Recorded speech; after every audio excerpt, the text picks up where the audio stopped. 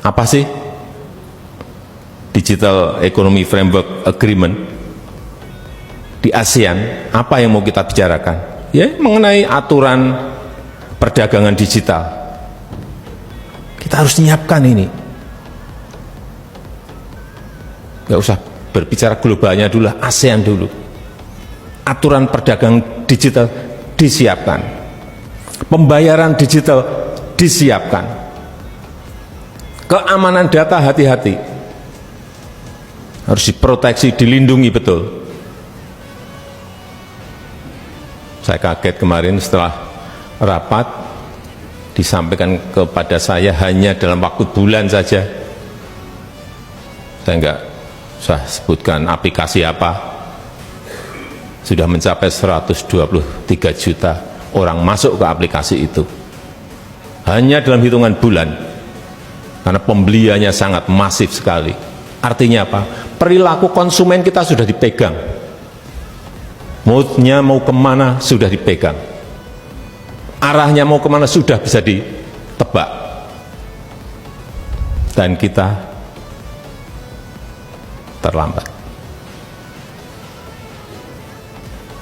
Hal-hal seperti ini yang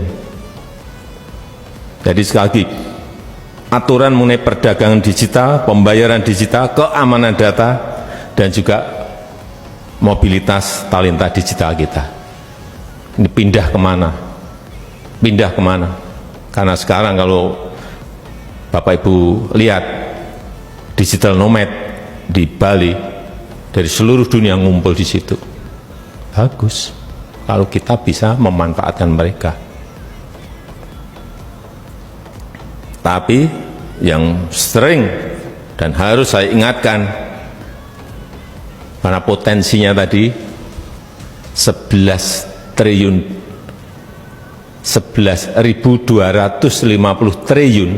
11.250 triliun rupiah. Hati-hati, kita tidak boleh hanya menjadi pasar saja. Ada potensi tapi kita hanya jadi pasarnya saja. Oleh sebab itu kita harus jadi pemain. Ini menyiapkan pemain-pemain ini yang memerlukan kerja keras, karena waktunya kita dibatasi oleh limit waktu. Teman-teman saya menyampaikan hanya waktunya hanya 2 tahun. Dari tahun kemarin, pertengahan tahun kemarin, hanya 2 tahun. Bagaimana kita bisa menyiapkan talenta-talenta digital kita? Ini yang bukan barang yang mudah. Dan kita tidak boleh hanya menjadi konsumen saja. Tadi 123 juta tadi konsumen. Kita hanya jadi konsumen. Dan 90%, hati-hati, barangnya barang impor. Lebih bahaya lagi, bukan produk kita sendiri.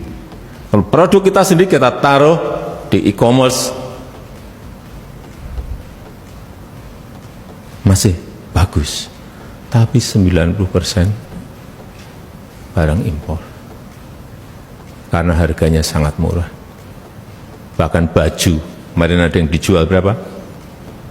5.000.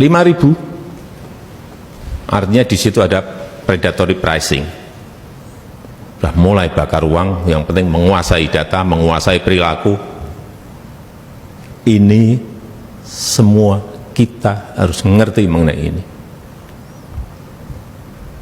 Sekali lagi, jangan hanya menjadi konsumen, tetapi kita harus jadi produsen. Artinya kalau kita punya aplikasi yang masuk ke sana, produsen dari barang-barang yang kita produksi sendiri. Syukur kita bisa masuk ekspor ke negara-negara. Nggak usah jauh-jauh, di ASEAN dulu kita kuasai. Jangan sampai kita lena dalam hitungan bulan. Nggak mau saya terkena penjajahan era modern. Jangan mau kita terkena juga kolonialisme di era modern ini. Kita nggak sadar. tahu-tahu kita sudah dijajah secara ekonomi.